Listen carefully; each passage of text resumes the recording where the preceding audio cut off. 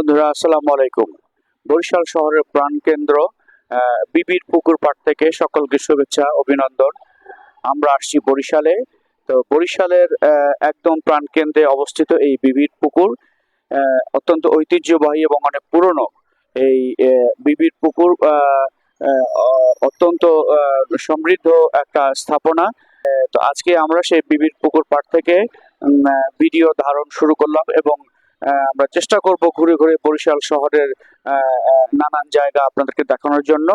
তো থাকুন আমাদের সঙ্গে, আমরা চেষ্টা করব আপনাদেরকে সেই সকল সুন্দর সুন্দর জায়গাগুলো ঘুরিয়ে দেখানোর জন্য। এই যে দেখতে পাচ্ছেন বিবির পুষ্করিণী বা বিবির পুকুর, খুব চমৎকার নীল পানি এবং এর চারিপাশে গড়ে উঠেছে নানান স্থাপনা, ব্যবসা প্রতিষ্ঠান, বিভিন্ন সরকারি বেসরকারি সংস্থা এখানে গড়ে উঠেছে। এবং ওই যে দূরে দেখতে পাচ্ছেন ছোট ছোট দোকান, এগুলো আসলে খাবারের দোকান। তো সন্ধ্যা বিকেল থেকে এগুলো জমে যায় এবং রাত অবধি এই সমস্ত দোকানগুলো চলে। নানান বয়সী লোকেরা এখানে আসেন এবং স্ট্রিট ফুড জোন বলে এটা পরিচিত, এবং ওনারা এখানে গল্প করেন, খাওয়া দাওয়া করেন। এটা একটা প্রাণ কেন্দ্র বরিশালের। ছুটির আমেজ এখনো কাটে নাই, ঈদের ছুটির আমেজ এখনো কাটে নাই। এখনো সকল ব্যবসা প্রতিষ্ঠান বা অফিস আদালত সেইভাবে জমে ওঠে নাই। আসলে বরিশাল খুব একটা ব্যস্ত নগরী, নানান রকমের শ্রেণী পেশার মানুষের বসবাস এখানে, নানান ধরনের ব্যবসা বাণিজ্য এখানে গড়ে উঠেছে। তো যদিও ঈদের ছুটি চলছে এখনো, আর হয়তো 2-3 দিনের মধ্যেই এই নগরী আবার তার পুরনো ঐতিহ্য ফিরে পাবে, আবার ব্যস্ত হয়ে উঠবে। বন্ধুরা, বিবি পুষ্করিণীর অন্য প্রান্ত থেকে এইটাকে দেখানোর চেষ্টা করছি। আপনারা দেখতে পাচ্ছেন কত চমৎকার এই পুকুর। দেখতে মোটামুটি প্রায় ছোটখাটো একটা দিঘির মতো, এবং বরিশাল শহরের প্রাণকেন্দ্রে এটা অবস্থিত।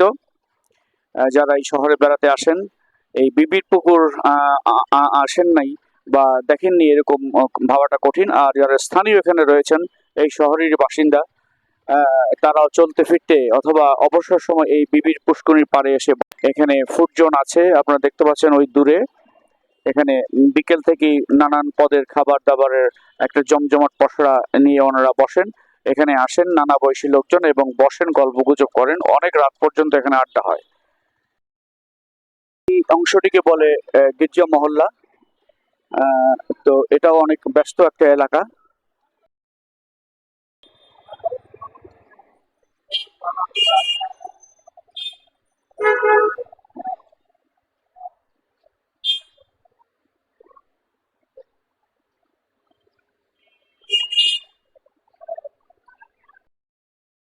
গির্জা মহল্লাতে আপনারা দেখতে পাচ্ছেন যে নানা রকম জুয়েলারি শপ আছে এখানে। ওই যে আপনি দেখতে পাচ্ছেন এই পাশে স্বর্ণের দোকানগুলো, এরা বরিশালের খুব প্রমিনেন্ট স্বর্ণ ব্যবসায়ী। নানান ধরনের গোল্ড আইটেমস এখানে অ্যাভেলেবেল। বরিশালের আরেকটি ব্যস্ত এলাকা চকবাজার এলাকায় আমরা এখন চলে আসছি। এই অংশটি সবচাইতে ব্যস্ত। বলা হয় থাকে যে এখানে নাই এমন কোনো ব্যবসা গড়ে ওঠে নাই। এবং শুধু সাংসারিক ছোটখাটো জিনিস নয়, কাপড় চোপড়, বিশেষ করে শাড়ির জন্য এই চকবাজার এলাকাটা অত্যন্ত ফেমাস। এবং কিছুটা ঢাকা শহরের পুরনো ঢাকার মতোই, খুবই একটু ঘিঞ্জি আর খুবই জ্যাম প্যাকড থাকে সবসময়। নানান ব্যস্ততা, নানান ব্যবসায়ীদের নানান আনাগোনা, ক্রেতাদের আনাগোনা, সবকিছু মিলিয়ে এই এলাকাটা সবসময় খুব ব্যস্ত থাকে। কিছু খাবারের দোকানও এখানে রয়েছে, যার মধ্যে আপনাদেরকে দেখাই, যেমন ওই যে দূরে দেখতে পাচ্ছেন হোটেল ঘরোয়া অ্যান্ড রেস্তোরাঁ। এটাও খুব ফেমাস একটা হোটেল। প্রচুর লোকজন এখানে খাওয়া দাওয়া করতে আসেন। একেবারে সাংসারিক ছোটখাটো জিনিস, রান্না বান্নার জিনিস, হাঁড়ি পাতিল, যা যা দরকার সবকিছু এখানে অ্যাভেলেবল। এর পাশাপাশি রেডিমেড গার্মেন্টস, যেটা আগে বলেছি, এবং শাড়ির জন্য এই এলাকাটা সমৃদ্ধ। বন্ধুরা, এই দেখতে পাচ্ছেন বরিশাল জেলা পরিষদের সামনে আমরা আসছি, যেটি স্টাবলিশড হয়েছে 1885 খ্রিস্টাব্দে। এই পাশে আর একটা ছোটখাটো পুকুর দেখা যাচ্ছে, আপনাদেরকে দেখানোর চেষ্টা করি। দূরে দেখতে পাচ্ছেন জেলা ও দায়রা জজ আদালত, এবং এ পাশে রয়েছে জেলা পরিষদের ভবন। পুকুরটার পানি অত্যন্ত স্বচ্ছ, টলটলে। বরিশাল ডিভিশনাল মিউজিয়াম, এই যে খুব কাছেই চলে আসছি আমরা বরিশাল বিভাগীয় জাদুঘরের। আমরা সেখানে যাওয়ার চেষ্টা করব এবং দেখানোর চেষ্টা করব আপনাদের। আর এটা হচ্ছে বরিশাল সিটি কর্পোরেশনের অফিস, নগর ভবন বরিশাল। ওই যে দেখতে পাচ্ছেন সাইনবোর্ড দেখা যাচ্ছে। ভেবেছিলাম বরিশাল বিভাগীয় জাদুঘরটি আপনাদেরকে ঘুরিয়ে ঘুরিয়ে দেখাবো, কিন্তু সেটি এখন বন্ধ রয়েছে। কাজেই বাইরে থেকেই যেটুকু দেখানোর সম্ভব হয়েছে সেটুকু দেখানোর চেষ্টা করলাম। ভিতরে যাওয়ার আজকে সুযোগ নাই। দেখি আপনাদেরকে এখানে কি দেখানো যায়। এই হচ্ছে টার্মিনাল, আর ওই যে দূরে দেখতে পাচ্ছেন সারি সারি দাঁড়িয়ে আছে লঞ্চগুলো, যেগুলো আজকে বিকেলে বা রাতে ঢাকার উদ্দেশ্যে ছেড়ে যাবে। এই বন্দর, এই যে এখান থেকে দেখানোর চেষ্টা করি। বিশাল আকৃতির এই সমস্ত জাহাজগুলো ঢাকা বরিশাল রুটে চলাচল করে। যদিও পদ্মা ব্রিজ হওয়ার পরে লঞ্চে চলাচল প্রবণতাটা একটু যদিও কমেছে, কিন্তু তারপরেও এই নদীপথে চলাচলের যে একটা সুবিধা এবং যে জনপ্রিয়তা, সেটি কখনোই ম্লান হবে বলে মনে হয় না। ওই যে দেখতে পাচ্ছেন পারাবাত 18 শিপটা আমরা দেখতে পাচ্ছি, কীর্তনখোলা 10 ওই যে দূরে দাঁড়িয়ে আছে। আসুন আর একটু আগে সামনের দিকে দেখানোর চেষ্টা করি।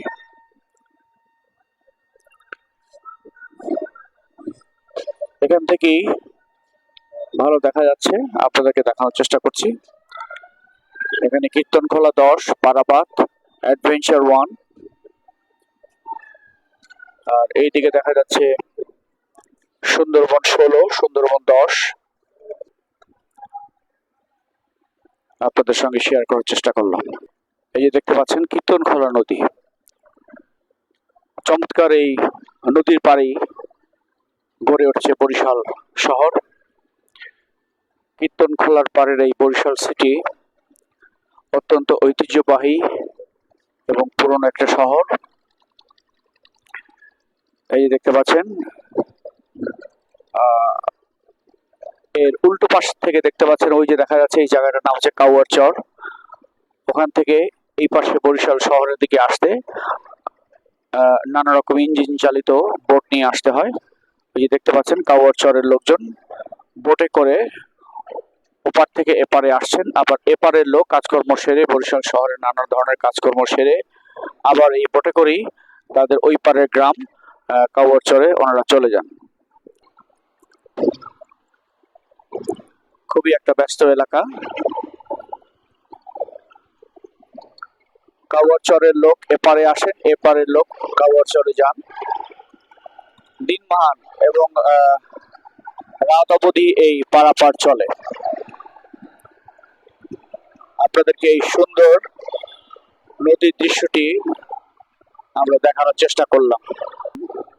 এই যে বিশাল আকৃতির লঞ্চগুলো দাঁড়িয়ে আছে, যেগুলো আজকে সন্ধ্যায় বা রাতে এই বন্দর ছেড়ে চলে যাবে। ঢাকা বরিশাল রুটে এই সমস্ত জাহাজগুলি চলাচল করে। এই যে দেখতে পাচ্ছেন খুব চমৎকার একটি জাহাজ মানামি, যেমন সুন্দর নাম তেমনি দেখতে। এটা এখন বন্দর নম্বর করে আছে। তো চলুন আমরা এর ভিতরে যাওয়ার চেষ্টা করি এবং ভিতরের দৃশ্য আপনাদেরকে দেখানোর চেষ্টা করি। এখানে সুন্দর সুন্দর কেবিন রয়েছে। তো এখন লঞ্চটি নোঙর করে আছে, বিকেল নাগাদ বা সন্ধ্যা নাগাদ অথবা রাতের কোনো একটা সময় 9টা বা 9:30টার দিকে এটি বন্দর ছেড়ে চলে যাবে। এই যে কেবিনের অংশটি আপনাদেরকে দেখানোর চেষ্টা করলাম। এই যে সামনের দোতলা থেকে দেখানোর চেষ্টা করি। এই যে লঞ্চের সার্চ লাইট, যেটি গভীর রাতে যখন মেঘনা অতিক্রম করে তখন এই সার্চ লাইট দিয়ে তারা সামনের অবস্থা দেখার চেষ্টা করে, কোনো বিপদ আপদ রয়েছে কিনা, কোনো নদী দস্যু আছে কিনা, তারা কোনো ক্ষতি করার চেষ্টা করছে কিনা, সেগুলি তারা দেখার চেষ্টা করেন এত বড় সার্চ লাইট দিয়ে। বহু দূর পর্যন্ত এই সার্চ লাইটের আলো যায়, যেগুলো বিশেষ প্রয়োজনে ক্ষণে ক্ষণে জ্বলে ওঠে এবং নদীর অবস্থা দেখে নেয়। এই হচ্ছে লঞ্চের ডেক, নিচের অংশ। যারা স্বল্প আয়ের মানুষ তারা এই অংশে লঞ্চে ভ্রমণ করে থাকেন। তো বন্ধুরা, এই ছিল বরিশাল নদী বন্দর এলাকা। মোটামুটি ভাবে আপনাদেরকে দেখানোর চেষ্টা করলাম, আশা করি আপনাদের ভালো লেগে থাকবে। তো এটা শেষ করে আমরা এখন ফিরে যাচ্ছি অন্য কোনো জায়গায়। অন্য কোনো কিছু পেলে আমরা আপনাদেরকে সেগুলো দেখানোর চেষ্টা করব। Thank you.